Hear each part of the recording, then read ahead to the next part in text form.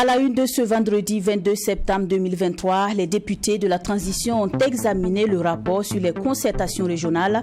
En plus des 21 réformes envisagées par le gouvernement, les forces vives de la nation ont formulé de nouvelles réformes et des recommandations qui ont été validées par les parlementaires. Ce soir, nous parlerons d'un projet de l'ONG NEB Noma qui a été lancé en 2017, mais qui fera long feu par manque de financement alors que les autorités administratives d'alors avaient promis le soutenir jusqu'au bout. Accusé d'avoir détourné des fonds, Adama Zongo, le président de l'ONG, apporte des éléments de réponse dans ce journal. Le dernier match de la 4e journée du championnat national de Ligue 1, c'est ce dimanche 24 septembre au stade municipal Issoufou Joseph à Konombo. L'Étoile filante de Ouagadougou et le Majestic SC seront aux prises. Les deux équipes étaient face à la presse pour décliner leurs ambitions.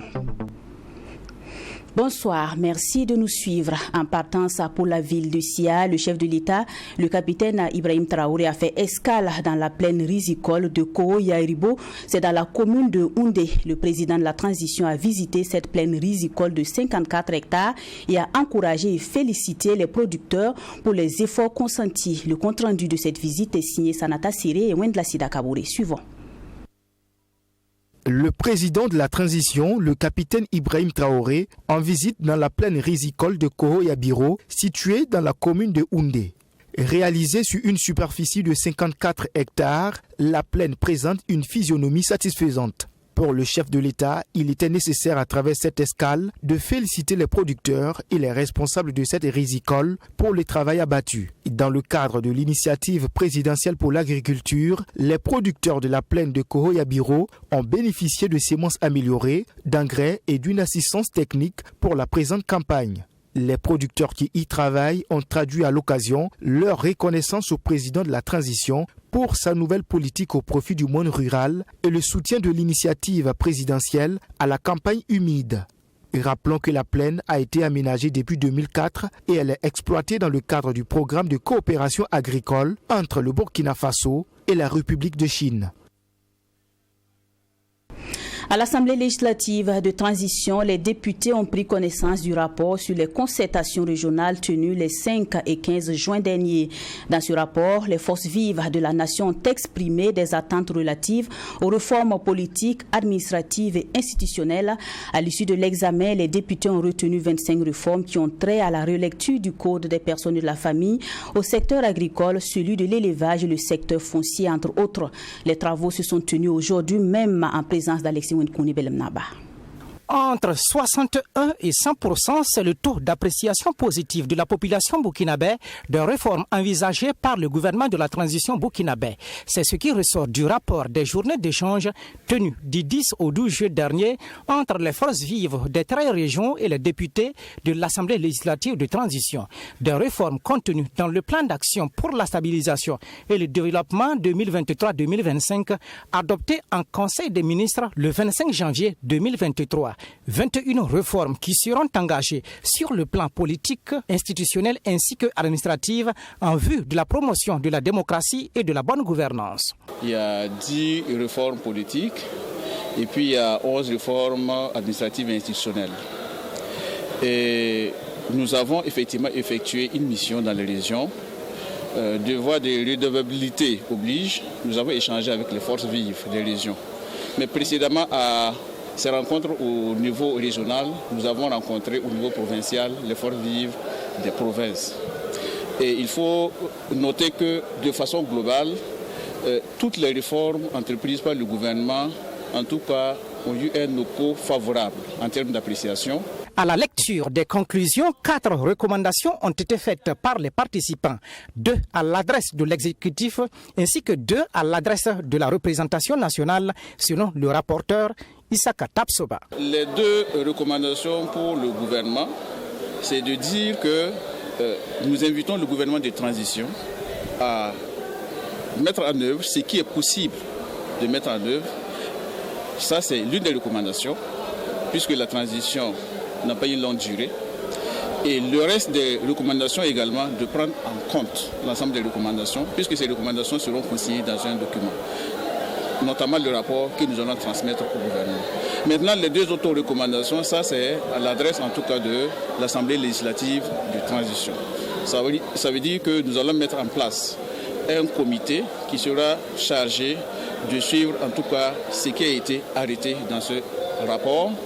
Et il y a également un autre comité qui va se charger de suivre et de proposer des initiatives en termes de réforme. Cette initiative du Parlement traduit la volonté de l'Assemblée législative de transition d'impliquer les populations à la base dans l'examen et l'adoption des lois. Elle a été largement saluée par les forces vives qui l'assimilent à un exercice de redevabilité selon le rapporteur. Pour ces différentes recommandations, la majorité des députés à l'hémicycle ont donné leur quitus.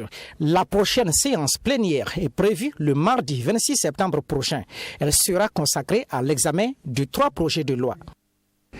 C'est bientôt la rentrée des classes et certains parents d'élèves visitent déjà les librairies pour se procurer les fournitures scolaires. Une de nos équipes a visité quelques librairies de la capitale burkinabé ce 21 septembre.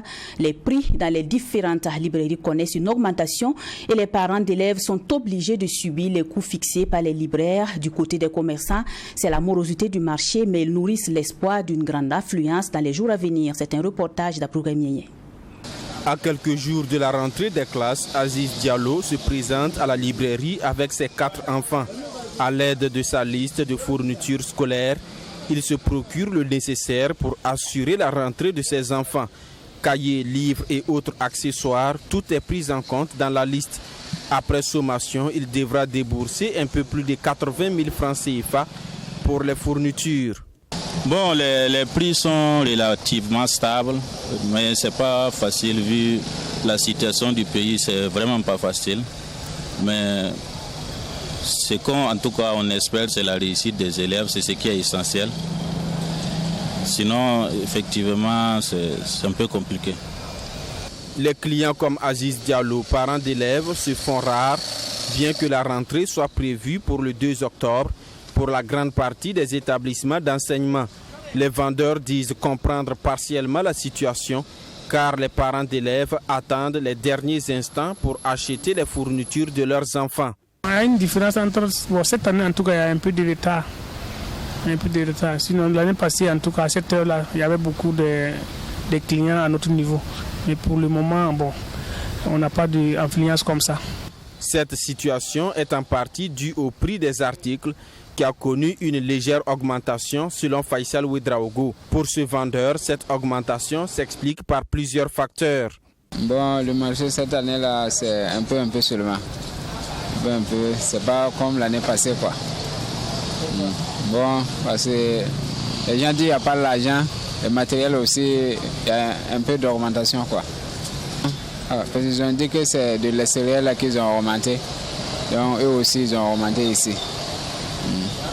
Issa Kazida, vendeur de fournitures, donne une autre explication à ce qui semble être une augmentation du prix des articles. Pour lui, les nouveaux articles qui sont de qualité supérieure sont relativement chers. Ce que les gens ne comprennent pas, c'est qu'il y a une évolution des modèles de cahiers qui sont arrivés. Celle-là maintenant c'est un peu cher. Les gens veulent maintenant des cahiers en plastique, en PVC. Maintenant le prix va être cher et l'unité même fait à 500 francs. Vous voyez, c'est ça qui fait la différence, que les gens viennent. Quand tu dis qu'un cahier 200 passe à 500, ils crient que non, avant c'était à 300 ou c'était 250. Mais pourquoi c'est devenu 500? Nous on les dit non, bon. Donc si c'est en plastique, c'est le double de ça. Ça c'est 150 et ça c'est 300 maintenant. Les vendeurs disent garder espoir que les clients se présenteront d'ici la rentrée des classes. Pour les vendeurs que nous avons rencontrés, la morosité du marché est due à la situation sécuritaire et économique difficile. Leur souhait est le retour de la quiétude afin que le marché reprenne son cours normal. L'ancien communicant de la mine d'or IAM Gold Essakane, Mohamed Ag Ibrahim, rend hommage à ses anciennes collaboratrices. C'est à travers son tout premier ouvrage intitulé « Les pépites d'Essakane », un livre qui dresse le portrait de 40 femmes employées ou prestataires de la mine qui se distinguent par leur travail, des femmes de divers profils qui excellent dans des métiers autrefois dédiés à l'homme et qui arrivent à concilier vie de famille et vie professionnelle. La cérémonie de dédicace du livre a eu lieu ce vendredi. On en sait davantage avec Maxime Jean de Bambara. C'est la toute première œuvre littéraire du directeur général du Fonds d'appui à la presse privée, Ag Ibrahim Mohamed. Les pépites d'Essakane est un recueil de portraits de 40 femmes de la mine d'or IAM Gold Essakane qui font preuve de courage et de professionnalisme dans leur travail. Elles sont de divers profils, femmes de ménage, métallurgistes, ingénieurs miniers, pilotes, conductrices, entre autres. Des dames qui, pour la plupart, ont appris les métiers des mines sur le tas. Salamata Kagambega, sur la page de couverture, est la plus emblématique d'entre elles. Après 15 ans de carrière, elle est aujourd'hui la première contremaîtresse de la mine. C'est ce leadership féminin que l'ancien communicant d'Essakane a décidé de magnifier dans son ouvrage. Et j'ai choisi de faire des portraits de ces femmes-là pour exalter le leadership féminin dans un secteur assez spécifique et surtout amener les Burkinabés à concasser les stéréotypes en matière de genre, parce que j'ai vu que tout ce que les hommes pouvaient faire, les femmes le faisaient. Donc ma motivation, c'est vraiment essayer d'être le témoin d'une histoire qui a été vécue, de partager des récits d'histoires palpitantes donc, de ces dames qui représentent 10% de l'effectif, mais qui apportent vraiment de la plus-value donc, à ce secteur. Les pépites d'Essakane est donc un hommage que rend un ancien de la mine à ses anciennes collaboratrices. Au-delà du personnel féminin d'Essakane qui se distingue dans des métiers techniques dits des métiers d'hommes, c'est un clin d'œil que l'auteur fait à l'autre moitié du ciel. Une œuvre écrite, non, sans difficulté. C'est pas très évident pour les femmes de s'ouvrir parce que vous faites des portraits, c'est l'exercice qui est très difficile à réussir parce qu'il vous faut de la complicité, il vous faut un peu d'intimité donc avec votre interlocuteur et ça prend du temps. Il faut mettre la personne en confiance, ça prend des années. Et dans un portrait, on doit toujours voir aussi le côté positif et les difficultés de ces dames. Ce sont des femmes qui sont mariées, qui doivent concilier une vie de famille à une vie professionnelle, qui font des rotations, donc qui ont la moitié de leur existence l'année où elles sont sur le site et l'autre partie à Ouaga. Ce n'est pas très évident. Il faut des maris compréhensifs, il faut vraiment des femmes qui se surpassent pour réussir dans ce challenge-là. Pour la préfacière Dr Aïcha Tamboura, le livre fait réfléchir sur l'évolution des mentalités par rapport à la répartition du travail dans un domaine comme celui des miniers. Tout en saluant le mérite de l'auteur, Dr Draman Konaté, représentant le ministre chargé de la Culture, a indiqué que ce livre vient enrichir la bibliographie nationale au regard de la thématique traitée. Les pépites d'Essakane est composé de 177 pages. Le deuxième titre de ce journal nous amène vers l'ONG Nebnoma qui fait de la formation des jeunes et des femmes issues des familles démunies son cheval de bataille. L'ONG a mis en œuvre plusieurs projets dans les domaines de la formation professionnelle, de la construction de forages et d'établissements scolaires, entre autres. En 2017, l'ONG a lancé son projet dénommé École Santé, un projet qui vise à fonder un centre de formation professionnelle. Malheureusement, ce projet ne verra pas le jour par faute de financement, alors qu'au départ, les autorités administratives d'alors avaient promis le soutenir jusqu'au bout. Accusé d'avoir détourné donc les fonds, Adama Zongo, le président de l'ONG, apporte des éléments de réponse et descend dans ce reportage de Mamidriana Kamabou. Tout a commencé ici lors de cette cérémonie de pose de la première pierre pour la construction d'un centre de formation professionnelle. Un centre qui devait permettre aux jeunes et aux femmes d'être autonomes financièrement grâce aux différents métiers. En 2023, voici l'état de la réalisation. Un bâtiment toujours inachevé et envahi par les zèbres. C'est sur ce terrain de 2 hectares que ce projet devait voir le jour. Au lieu de cela, le terrain serve plutôt au pâturage d'animaux. Ce terrain, c'est fait pour le centre de formation professionnelle qu'on appelle Santé-École.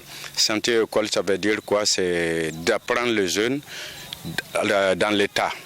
Puisque dans l'État, c'est quoi? Nous ne pouvons pas demander comment une entreprise de venir construire un centre pour les jeunes pour qu'ils puissent apprendre pour qu'ils puissent apprendre. Donc nous on les apprenait dans l'état. Donc ça veut dire on les a appris de confectionner les briques, de faire le coffrage, de faire le ferrailleur, et c'est eux qui ont construit les bâtiments que vous voyez derrière nous. Selon son initiateur Adama Zongo, ce projet devait bénéficier de l'accompagnement financier des autorités administratives d'alors, notamment le ministère de la Jeunesse et de l'Emploi.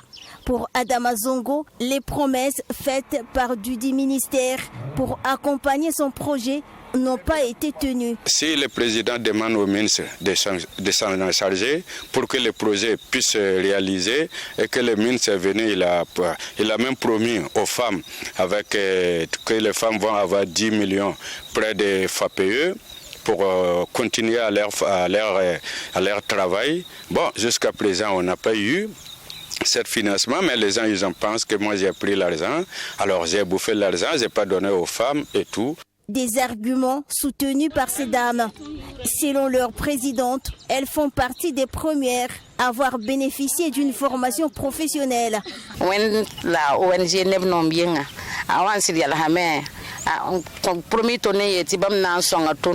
le ministre nous a rendu visite grâce à l'ONG Nebnoma. Il s'est entretenu avec nous et nous a promis de l'argent pour que nous puissions travailler. Nous étions très heureuses. Depuis son départ, on n'a rien eu. Il n'a pas tenu sa promesse. Il avait promis de nous donner 10 millions pour que les femmes puissent faire des activités rémunératrices de revenus.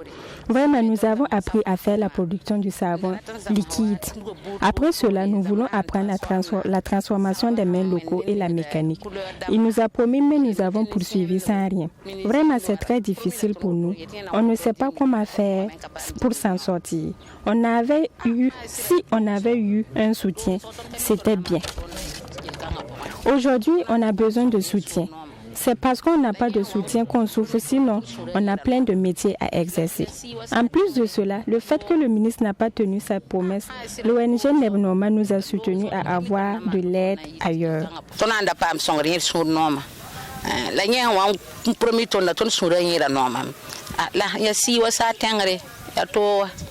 Et dans son ambition d'aider les apprenants dans leur insertion professionnelle, le président de l'ONG Nebnoma dit avoir trouvé des alternatives. Des alternatives qui lui ont valu sa maison. En effet, Adama Zongo a hypothéqué sa maison pour avoir le financement. Vu que l'accompagnement n'a pas été fait, alors on ne pouvait pas continuer les formations là-bas.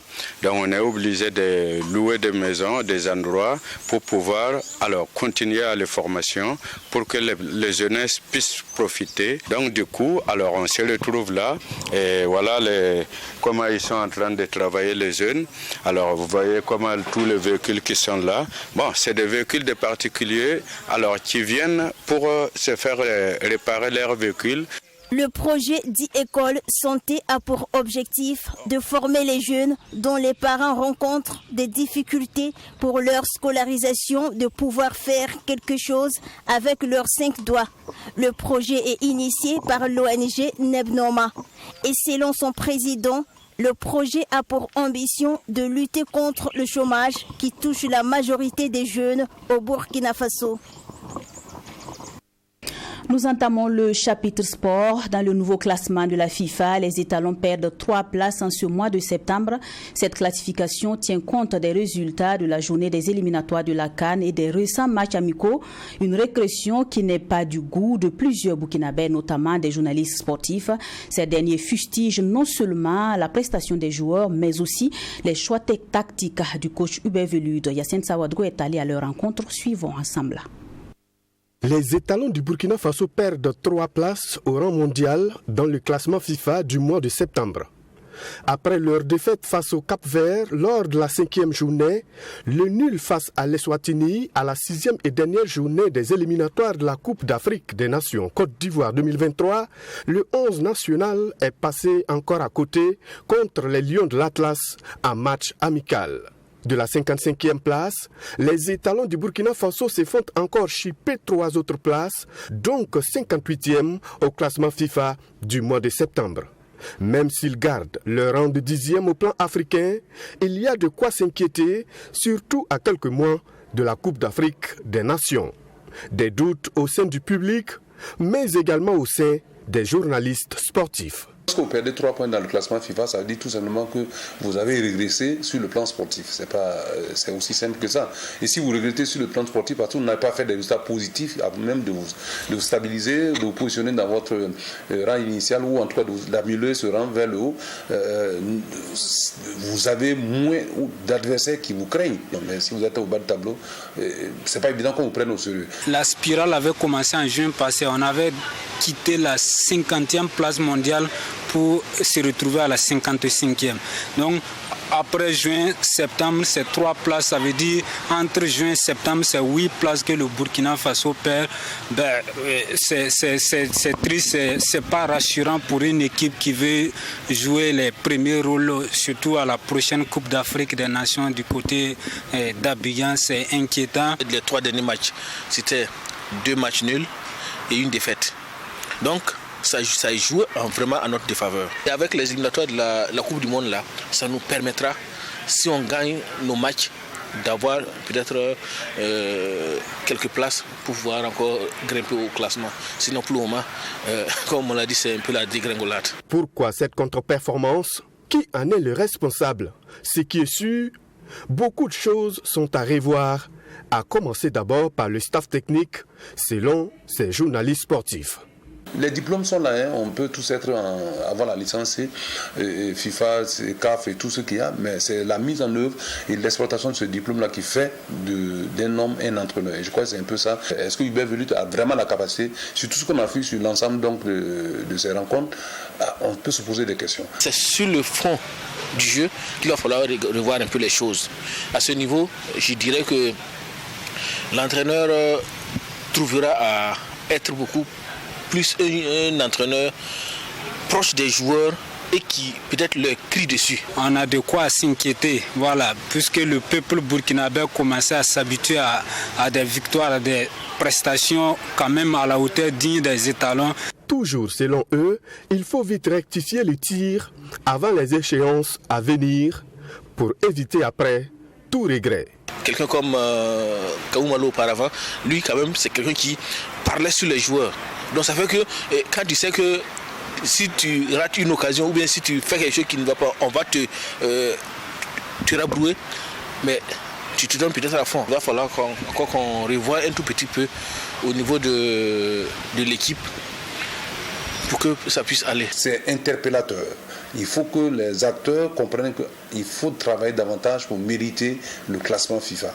Et la conséquence immédiate, c'est qu'au niveau des différentes composantes de chapeau pour les tirages au sort, que ce soit donc au niveau du mondial, c'est déjà fait, mais au niveau de la CAF, bien sûr, pour le tirage au sort donc de la CAN, franchement, vous ne pouvez pas avoir les premiers rôles.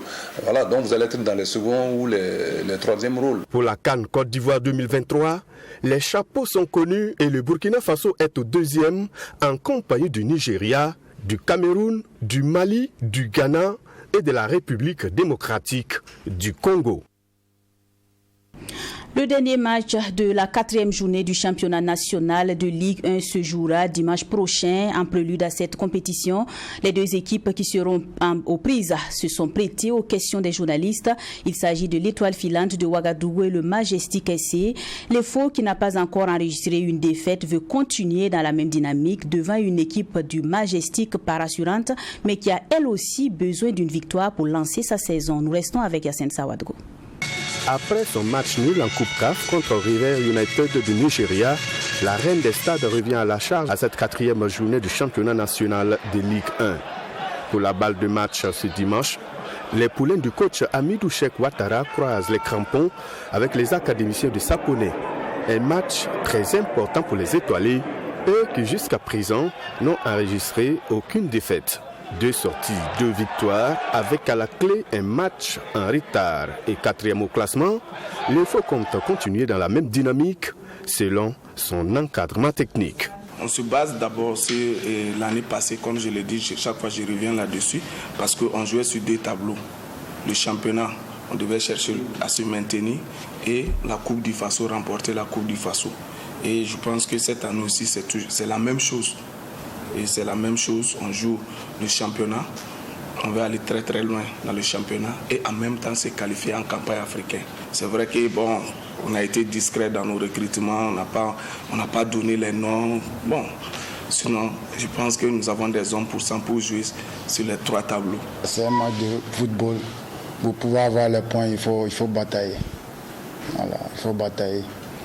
Et dans ce championnat-là, c'est pas facile d'avoir les points. Voilà. Donc on va se donner les moyens pour y arriver. Un adversaire de taille certes, mais le Majestic compte sans peur affronter cette équipe de l'Étoile filante de Ouagadougou. Les académiciens du Saponais espèrent repartir avec un résultat positif. Les faux, ils sont devant nous en termes de points. Voilà, ils sont en haut et nous, on est à la 11e place avec 2 points et ils sont déjà avec 6 points, avec un match en retard. Voilà, donc, vu ce retard-là et leur forme qu'ils ont présentement, c'est un match qu'on doit prendre plus au sérieux. C'est comme je l'ai dit, avec plus de détermination, parce qu'on aura besoin de ça pour affronter une équipe qui revient d'un match de campagne africaine. Non, on n'a pas peur. Voilà, on va aborder le match avec disons, beaucoup de sérénité et plus de concentration. Voilà. Et d'être concentré parce que nous savons que l'EFO c'est une grande équipe avec beaucoup d'expérimentés et tout. C'est vrai que nous été vainqueurs de la Coupe du Faso et tout. Mais cela ne nous empêche pas d'aller les titiller. Cette rencontre, on vous le rappelle, est prévue se jouer le dimanche 24 septembre au stade municipal Issoufou Zef Konombo de Ouagadougou. Dans l'autre rencontre, l'AS Douane sera aux prises avec Vitesse FC au stade Wobi de Bobo Dioulasso à partir de 16h. C'est la fin de ce 20h. Merci à vous qui l'avez suivi. On se retrouve demain pour d'autres actualités. Bonsoir.